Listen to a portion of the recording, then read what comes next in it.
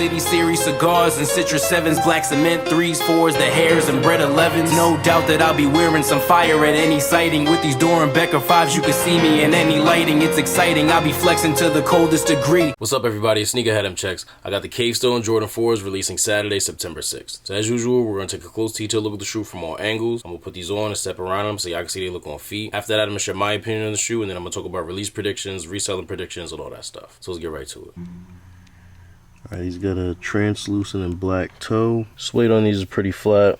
You can see it barely reacts to contact, like it does a little bit, but nothing like brick by bricks. This is more like the suede on the Undefeateds. Really clean looking upper, just black and Cavestone. A little bit of white.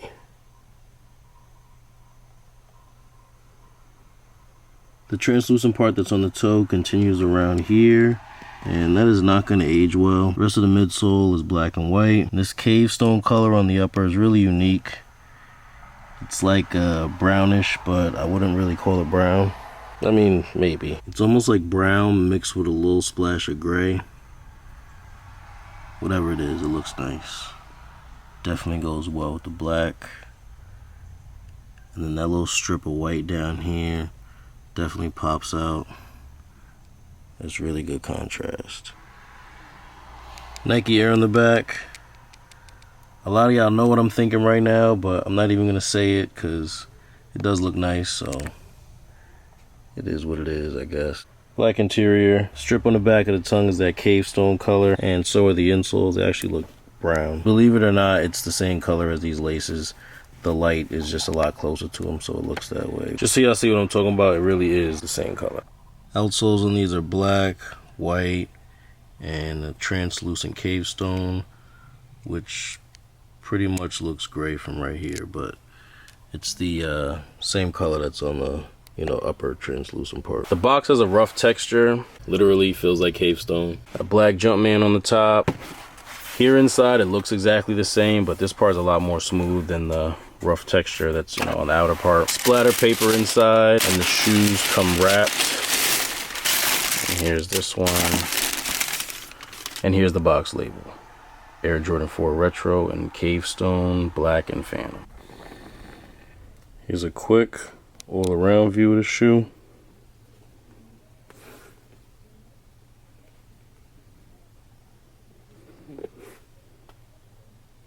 Alright, now let's see how they look on feet. She love riding passenger. Got her own, but she ain't mine riding passenger. Got a couple, she my favorite, I ain't passing her. Take her home and she gon' ride me like a passenger. She love riding passenger. In her car, she still wanna be the passenger. Got the best pussy ever, I ain't gassing her. Take her home, she gon' ride me like a passenger. Yeah, I like these. Not necessarily a must cop for me, but they are very tempting. Good looking shoe, unique color, good color placement.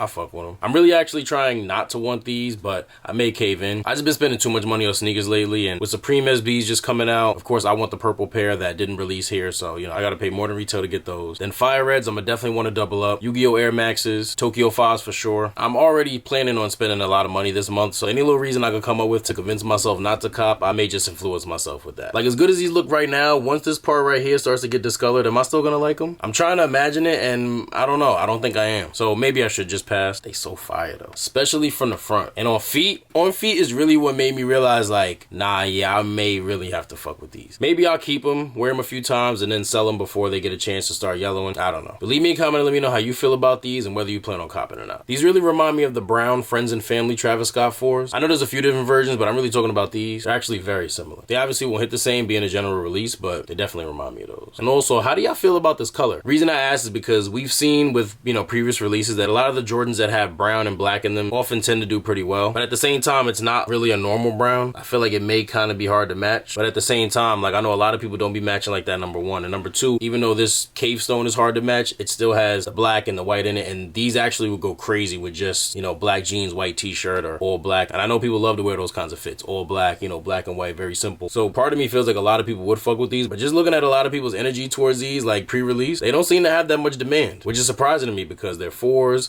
It's a nice colorway, dropping during back to school season. And I just feel like this could be one of those shoes that people cop because they could wear it with a lot of stuff. Even me, as much as I like to match like precisely, I would even be okay with just rocking like black shorts, white t-shirt with these, or something more simple, just because like I was saying earlier how the white pops out on these just because there's so much cave stone and black on the upper, but then like you throw the white tee on with this, it's gonna look tough. And the black shorts, yeah, you really don't even need the cave stone color, but I was just curious as to how everybody else felt about that, because I really expected these to be a little bit more popular just because, you know, like I said, they're 4s. They seem like a pretty wearable colorway, as people like to say. I actually hate that. I hate when people use the word wearable to describe like a neutral colored shoe that you can wear with a lot of stuff. Like I get what people be saying, but like to me, wearable means like the midsole hasn't crumbled yet. You know what I mean? Like, so when people be like, oh, the shoe's wearable, I'm like, yeah, it's brand fucking new. Of course it's wearable. But yeah, I don't know what it is. I don't know why these lack the demand that I kind of expected them to have. Or maybe it's going to be one of those delayed reaction demands where everybody sleeps on them at first, and then come release day, with the store start putting them on shelves and stuff, people will see how fire they are in person, and then maybe they'll sell a little bit more. I don't know. There could also be a lot of people like me who do like them but just may hold off because they plan to get a lot of other upcoming releases, mind you, after just buying Undefeateds, Awake 5s, you know, like Jordan Brand been coming crazy. And you know, as a person who's been collecting a long time, I often have conversations, especially with other long time collectors or people that used to collect and don't collect anymore, about how the culture and everything's just not the same and all that, which it's not at all. But if you look past all that and just look at things solely from a buying shoes perspective, shit is lit right now. We're actually experiencing some of the best times ever for sneaker releases. They've dropped more heat this year than any other year, arguably. 2008 or 2006 still may have the crown for, you know, best Jordan releases of all time, but 2025 is definitely up there. 2011 was pretty tough too, but this year's lineup has been out of this world. A lot of classic re-releases, a lot of good new releases. Like, I still can't believe how much heat we've gotten so far, and we're not even done yet. Still got like 4 more months. Like, there's even releases that I kind of forgot happened, or just maybe they didn't even feel like they was this year just because so much shit has come out. Like, it's actually kind of overwhelming if I'm being honest, because it's hard to like keep up with wanting to buy a pair or two literally every weekend. But on the flip side of that, I know there's a lot of people who got into sneakers during the pandemic where on average market prices were way higher than they are now, and it's a lot easier to get your average general release shoe for retail nowadays. Even if the colorway's in demand, if they make it a general release shoe, it's definitely a lot easier to get them now than back in like 2020 when a lot of releases were dominated by bots. Any random Jordan 1 colorway was reselling for 300 to 500 plus. Like, it got real expensive to be a sneakerhead. So to go from that to now in 2025 where you was able to walk into a store and pick up a pair of shattered backboard 1s for retail with no type of struggle, that's got to be a good feeling. So I feel like the only people who wouldn't appreciate what's going on right now would be the pure resellers and those who just chase the hype. And when I say pure resellers, I'm referring to the people who are only into sneakers for the sake of reselling. Like, they never really liked sneakers like that. They just heard about or saw how much money was being made off of sneakers a few years back and decided to jump into reselling. They don't really give a fuck about what's dropping. They don't care what pairs are releasing or any of that. They just care about the profit margins, which aren't as big on every release now. 2020, 2021, those people who just got into it for the money, shit was lit. Like, literally every week there's some money to be made off of a shoe. Now, there's still plenty of releases that are really lucrative for resellers, but it's not as common. Like, back in pandemic times, like I said, almost every week you had a shoe that you could probably make 50 to 100 plus per pair reselling. Now, you might have to wait a couple weeks before there's a pair coming out where people are really paying that much over retail to get them where you can, you know, make that profit. So those people can't appreciate it because they're not making as much money now. And the people who chase the hype, all they care about is what the fuck the shit goes for on